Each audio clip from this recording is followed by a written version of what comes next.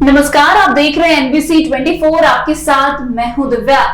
भारतीय राजनीति में जब भी घोटाले की चर्चा होती है तब जमीन के बदले नौकरी मामले का जिक्र आवश्यक होता है।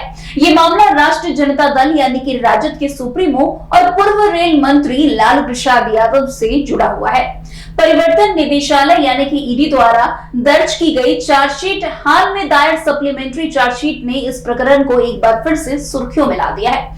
2025 में एक बार फिर इस मामले की गंभीरता तब बढ़ गई जब दिल्ली की राउज एवेन्यू कोर्ट में सुनवाई के दौरान कोर्ट ने चार्जशीट पर संज्ञान लेने को लेकर फैसला सुरक्षित रख लिया है। आपको बता दें कि जमीन के बदले नौकरी का आरोप उस समय का है जब लालू यादव भारत सरकार में रेल मंत्री थे।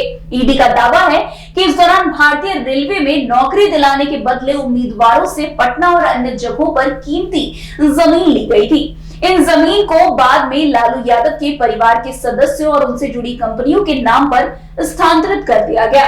वैसे आपको बता दें, अगस्त 2023 में ईडी ने इस मामले में पहली चार्जशीट दाखिल की थी, जिसमें लालू यादव, उनकी पत्नी राबड़ी देवी, बेटे और बिहार के उप मुख्यमंत्री तेजस्वी यादव, बेटी और राज्यसभा सांसद मीसा भारती और एक अन्य बेटी हेमा यादव के नाम शामिल थे।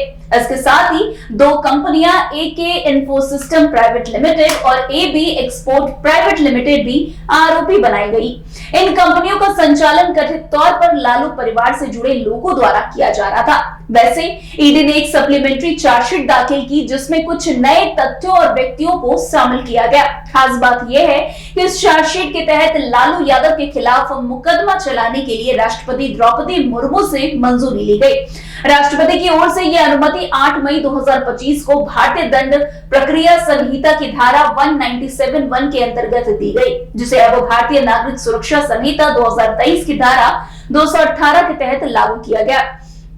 वैसे विशेष न्यायाधीश विशाल गोगने ने ईडी की ओर से पेश हुए वकील मनीष जैन की दलीलों को सुनने के बाद चार्जशीट पर संज्ञान लेने को लेकर फैसला सुरक्षित रख लिया है। अब अदालत 3 जून को इस पर आदेश सुनाएगी। कोर्ट की पहले ही सूचित किया जा चुका है कि गृह मंत्रालय की ओर से मुकदमा चलाने की अनुमति दी गई है। वैसे विशेष न्यायाधीश विशाल गोगने ने ईडी की ओर से पेश हुए वकील मनीष जैन की दलीलों को सुनने के बाद चार्जशीट पर संज्ञान लेने को लेकर फैसला जो है सुरक्षित रखा है। अब अदालत 3 जून को आदेश सुनाएगी। कोर्ट को पहले ही इस मामले में सूचित किया जा चुका है कि ये पूरा मामला गृह मंत्रालय की ओर से जो है चलाया जा रहा है और उन्हें गृह मंत्रालय की ओर से अनुमति दी गई है। वैसे ईडी अगस्त 2023 में दायर पहले चार्जशीट में लालू प्रसाद यादव, उनके बेटे तेजस्वी यादव, पत्नी राबड़ी देवी, बेटी मीसा भारती और एक और अन्य बेटी हेमा यादव सहित परिवार के कई सदस्यों को आरोपी बना चुकी है।